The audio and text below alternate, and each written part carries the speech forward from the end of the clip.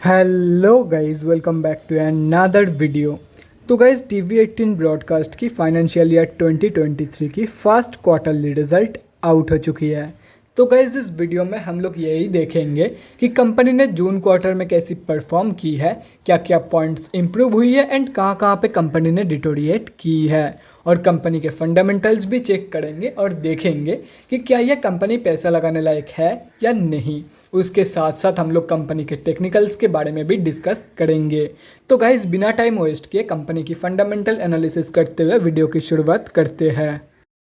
तो गाइज, अगर इस कंपनी के बिजनेस के बारे में डिस्कस करें तो ये एक टीवी चैनल है एंड ये नेटवर्क 18 ग्रुप की एक सब्सिडरी है।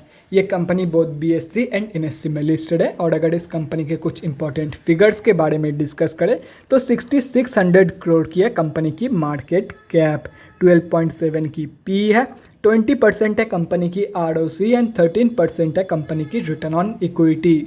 लास्ट 6 मंथ्स की रिटर्न नेगेटिव में जा चुकी है, नेगेटिव बाई 30%। एंड लास्ट 3 साल की जो सेल्स ग्रोथ है वो 3.79% के आसपास निकल के आ रही है। बुक वैल्यू से काफ़ी हाई में ट्रेड कर रही है, डिविडेंड कंपनी देती नहीं है एंड फेस वैल्यू 2 रुपये की है। अभी अगर इस कंपनी की जून क्वार्टरली की रिजल्ट के बारे में डिस्कस करें तो गाइज, जून 2022 की क्वार्टरली रिजल्ट आप लोगों के सामने है। एंड यहाँ पे जितने भी सारे वैल्यूज़ है वो सब लैक्स में दिया हुआ है, लेकिन डोंट वरी अबाउट इट, क्योंकि मैं हर एक वैल्यूज़ को क्रोर्स में कन्वर्ट करने के बाद ही आप लोगों को बताऊंगा ताकि आप लोगों को भी समझने में आसानी हो। तो जून 2022 के क्वार्टर में कंपनी ने 283.52 करोड़ की इनकम जनरेट किया है एंड 4.97 करोड़ की लॉस पोस्ट किया है।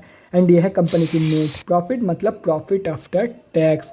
और अगर ये रिजल्ट जून 2021 की क्वार्टर से कंपेयर किया जाए तो जून 2021 की क्वार्टर में कंपनी ने अप्रॉक्सीमेटली 278 करोड़ की इनकम एंड 21.21 करोड़ की प्रॉफिट पोस्ट किया था। अगर देखा जाए तो कंपनी ने स्लाइटली ज़्यादा इनकम तो पोस्ट किया है, लेकिन अगर इन टर्म्स ऑफ प्रॉफिट देखा जाए तो कंपनी के हाई एक्सपेंसेस के चलते कंपनी ने लॉस पोस्ट किया है इन जून 2022 के क्वार्टर, जैसे कि यहाँ पे आप लोग देख सकते हो।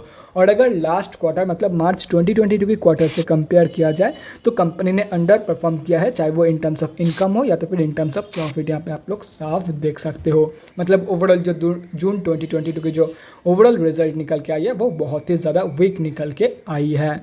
अभी अगर कंपनी की बैलेंस शीट की हेल्थ के बारे में डिस्कस करें तो गाइस, फाइनेंशियल ईयर 2022 में कंपनी ने अपनी रिजर्व को इंक्रीज करके डेट को रिड्यूस किया, जो कि किसी भी कंपनी के लिए बहुत ही ज़बरदस्त है। मतलब FY 2022 में बैलेंस शीट की हेल्थ इंप्रूव हुई है। एंड अगर ओवरऑल देखा जाए तो डेट के कंपैरिजन में कई गुना ज़्यादा रिजर्व मौजूद है कंपनी के पास। मतलब ओवरऑल जो बैलेंस शीट की हेल्थ है वो भी ज़बरदस्त है।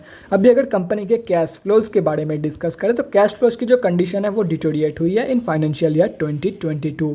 FY 2021 में कंपनी के पास पॉजिटिव 212 करोड़ की कैश फ्लोज मौजूद थी, जो कि अभी डिटोरिएट होकर सिर्फ और सिर्फ 6 करोड़ की रह गई है। और अगर शेयर होल्डिंग पैटर्न के बारे में डिस्कस करें तो जून क्वार्टरली की शेयर होल्डिंग पैटर्न अभी तक आउट नहीं हुई है, लेकिन अगर मार्च क्वार्टरली की शेयर होल्डिंग पैटर्न देखा जाए तो प्रोमोटर्स की होल्डिंग अनचेंज थी। FIIs ने सेलिंग किया था एंड DIIs ने बाइंग किया था। और अगर देखा जाए तो यहाँ पे आप लोग देख सकते हो पब्लिक में सिर्फ और सिर्फ एक ही बड़े रिटेलर की होल्डिंग है। एंड अगर ये कैलकुलेट करते हो तो इस कंपनी में हम अब जैसे छोटे मोटे रिटेलर की जो होल्डिंग है वो अप्रॉक्सीमेटली 24% के आसपास निकल के आ रही है। तो गाइस, अभी कंक्लूजन पे आते हैं, क्या आप लोगों को इस कंपनी में पैसा लगाना चाहिए या नहीं। तो देखो गाइस, आप लोग शॉर्ट टर्म के लिए तो आप लोग इस कंपनी में डेफिनेटली पैसा लगा सकते हो। कहाँ पे आप लोग को बाइंग करनी होगी उसके बारे में हम लोग टेक्निकल एनालिसिस करते टाइम डिस्कस करेंगे। लेकिन और रही बात लॉन्ग टर्म की, तो लॉन्ग टर्म के लिए मैं आप लोग को यही बोलूँगा, अगर कंपनी के ऊपर भरोसा है then you can definitely go for it. Otherwise सिर्फ और सिर्फ फंडामेंटल्स देख के मैं आप लोग को यही सजेस्ट करूँगा, सिंपली अवॉइड दिस कंपनी। अगर भरोसा नहीं है तो सिंपली अवॉइड इट। और रही बात कहाँ पे एंट्री लेनी चाहिए short term and long term investors को, उसके बारे में अभी हम लोग डिस्कस करते हैं। तो गाइस, यहाँ पे हम लोग आ चुके हैं NSE के डेली चार्ट पे। सबसे पहले उन लोगों के बारे में डिस्कस करते हैं जो लोग इस कंपनी में लॉन्ग टर्म के लिए एंट्री प्लानिंग कर रहे हैं। तो देखो गाइस, कंपनी अभी जहाँ पे ट्रेड कर रही है उसकी सबसे क्लोजेस्ट सपोर्ट बेस है 35 रुपये के लेवल पे।